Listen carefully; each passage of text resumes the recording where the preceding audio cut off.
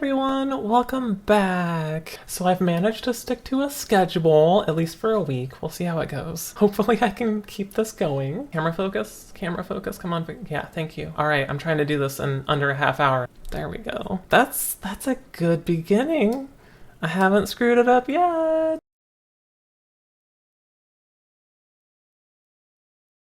So I took estradiol tablets up until the beginning of 2020 when I was finally able to switch over to estradiol patches. That's what I currently have been using. They work really, really well for me, and if I could help it, I would never go back to tablets. However, speaking of which, I was forced to go back to tablets for a really short amount of time. It was like 2 or 3 weeks for a while at the beginning of the year when I was having issues with my insurance. This did give me a really direct comparison between the two though, but it was not fun. Patches have been much more effective and also a major quality of life improvement. Between just the consistency of the dosage and only needing to change them twice a week alone, they've been absolutely amazing. Patches might not be for everybody, but they have been really, really good for me, so I would highly recommend them, but I do know that they can cause some reactions with people's skin. Alright, I just gotta talk through this one. I'm almost done. I have a 13 minutes of video so far. I swear though, it is fine. This is much better than the past couple videos I did, so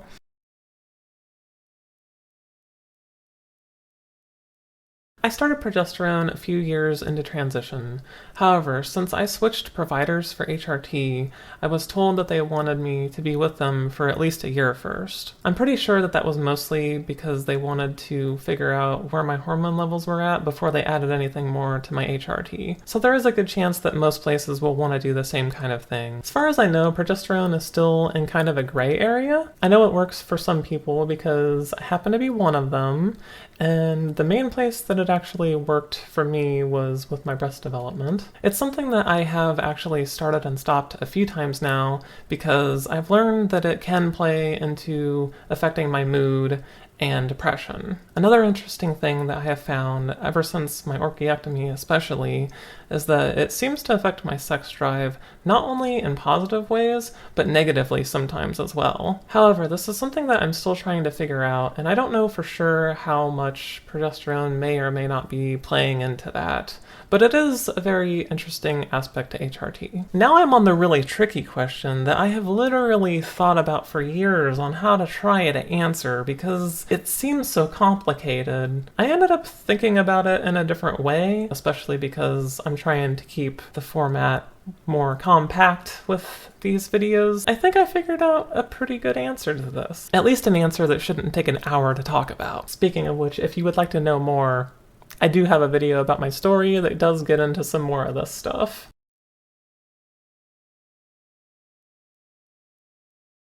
When I was younger, I felt physically uncomfortable a lot, and I also knew that there were some sort of mental struggles as well, but I could just never place any of it. Any other signs and feelings that I would have had back then, I would have just assumed were things that everyone else dealt with too. That all changed when I was 17, and I decided to try and present female. I had already been struggling with my sexual orientation, which wasn't making any sense to me at all, and usually just left me thinking that it wasn't the core of what was actually going on. Once I presented female though, things immediately changed because among other things, it felt so right and validating. So many things just started making so much more sense. I had actually known of trans people in some form from a young age, a lot of which was from documentaries, thankfully. Other representation at the time didn't really give me much positive reinforcement about it, though. The more that I explored my feelings, the more I realized I wanted to present this way all the time if I could. I knew that it wasn't something like cross-dressing. It was just at the core of my being, who I really was, and the difficult emotions that I was struggling with was actually dysphoria. Even though I still had a lot of struggles to deal with, I was content and at peace during the small windows of time that I could be myself. As time passed and I learned more about who I was, the person I was still presenting to everyone else as just felt more and more like a fake act. Being trans was no longer a question anymore, it was just fact. I'm at 18 minutes. See, now I'm at 18 minutes because I had to sit there and fumble around and mess with some stuff. I shouldn't have got ahead of myself. I got too excited. This is still going well so far. It's fine. It's fine. It's fine. It's definitely fine. So I just thought I'd throw a little bit more extra things going on right now because stuff is happening. I have shows lined up with the band that I joined a year ago, and I'm really excited to get back on stage next month. So fingers crossed everything continues going good and, shows don't get canceled again and, venues don't get shut down and all that stuff. We can hope, right? Right? I've just been feeling really, really good about music. I've gotten way back more into it again, and I just feel revitalized in a lot of ways with it. And I am just beyond ready for this to happen, so I am quite excited. I will probably give some more updates. One other bit of news is my job is supposed to start again. We're supposed to finally open again. I work for a college and I am part of the computer lab staff. Well, that could not be open during the times of COVID. Thankfully, just within the past week, I have gotten word that it is going to possibly open with limited hours for the summer quarter, and I am just hoping I might have just a tiny fraction of a stable income again.